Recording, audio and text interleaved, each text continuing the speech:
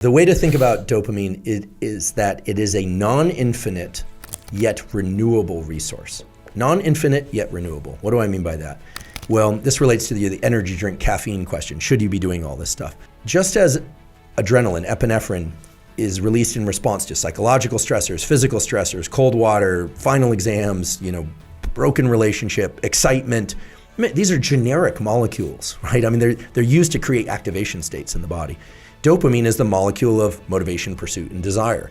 And it can be triggered by a number of different things. However, it is a non-infinite yet renewable resource. So if you have too big a dopamine release, let's say from methamphetamine, cocaine, or from being in a lot of gunfights in a short period of time, the period immediately after that will involve a mirror symmetric decrease in dopamine. You don't go back down to baseline, you go below baseline. So we all should guard our dopamine peaks very carefully. A little bit goes a long way, a lot goes even further, but it also takes you down deeper afterwards. So the dip afterwards is actually associated with a molecule called dynorphin, which is the opposite of endorphin and involves pain in the body.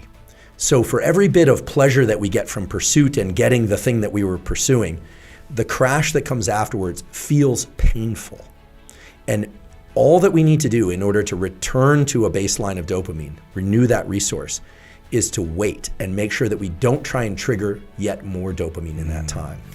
People differ on this spectrum, but be careful about stacking dopamine. Training itself is a stimulus for dopamine release. Cold water is a stimulus for dopamine release.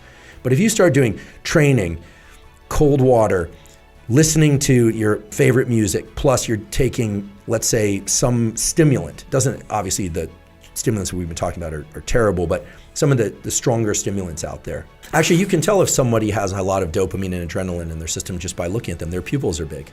So somewhat paradoxically, when pupils are big, your visual aperture is narrow. That just has to do with the so-called accommodation of the eye, the optics of the eye. So remember, big pupils means somebody is high on their own dopamine and adrenaline. Could be drug-induced, could be situational, etc. Small pupils are going to be a relaxed state. Now, of course, it's also going to be modulated by how bright it is in an environment because of the way these systems work.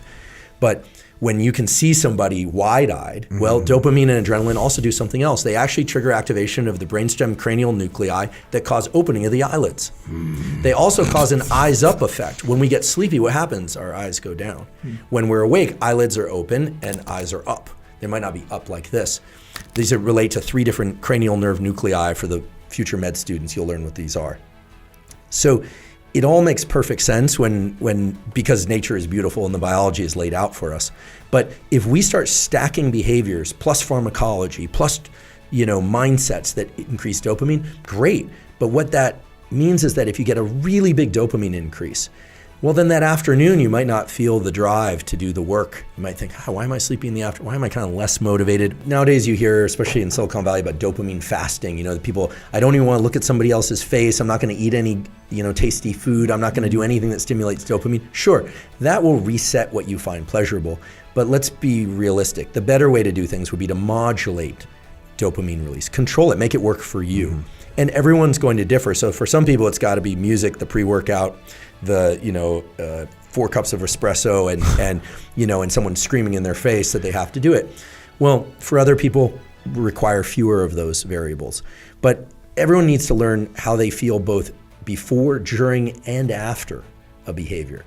I think the right amount of exercise is what you can do consistently and train hard, but that also allow you to perform, unless you're an athlete and that's your profession, to be able to do the other things throughout the day that are beneficial to you. And of course, some people are training late in the day, and I have no problem with that. I got kind of attacked by the fitnessanistas recently, or whatever you call them online, because I said, training early in the day sets this dopamine pulse. Like, training late in the day has been shown in these 19 studies. Yeah. Sure, I'm sure for when your body temperature is elevated later in the day, lubrication of the joints and mental acuity, sure. But for most people who just need to get more movement and are trying to maximize focus and productivity throughout the day, early day training is going to be probably the better option. But some time is better than no time. But if you're training late in the day and you're getting a big increase in body temperature and you're doing it under bright lights and you're drinking a pre-workout, and you're wondering why you can't sleep at night, it's, you don't have to be Sigmund Freud or a neuroscientist to understand that you're basically just have your body, you're cranking your body temperature up. Hence, a lot of these technologies, and here, this isn't a promotion, we don't, at least not now, don't have a relationship to any of them. I won't even name them. There are a lot of technologies now about making your bed cool. This mat or that, this, to cool down your body temperature at night so you can sleep.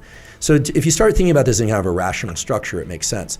It also makes sense why, for instance, after a big win, sometimes we feel a crash and we need some time to reset. And that low or depression, sometimes people make the mistake of going out and pursuing more dopamine. One of the areas that I have real concern about, just because I hear about it so often, and it wasn't an issue when I was growing up, is a lot of young guys in particular approach me because they're, based on the questions I'm getting, they're watching a lot of really intense pornography. And that has, we know, there are studies now going on at Stanford and elsewhere. Pornography, it creates a strong dopamine rush. These are very primitive pathways that in some ways can overwhelm the dopamine system. And then, another thing is happening. There's a lot of young guys are getting all this arousal from watching other people have sex. And then they're in the real world scenario and it's like, wait, you're no longer third personing this, you're actually in this scene. and it's completely collapsing them. And so I'm not one of these anti-porn people. I'm not here to judge, I'm just a scientist, I'm reporting I always say I'm not a doctor, I don't prescribe things, I'm a professor, so I profess things. You can decide what you want to do with it or not. But once you understand dopamine, that all makes perfect sense. They're getting this enormous dopamine release from something that is external to them, and real life, may not mimic the intensity of the combination of variables, right? Or people are exercising for a little while and it's all exciting to them, and they're taking tons and tons of pharmacology to do it, and then they kind of lose motivation. Well, remember, non-infinite yet renewable resource.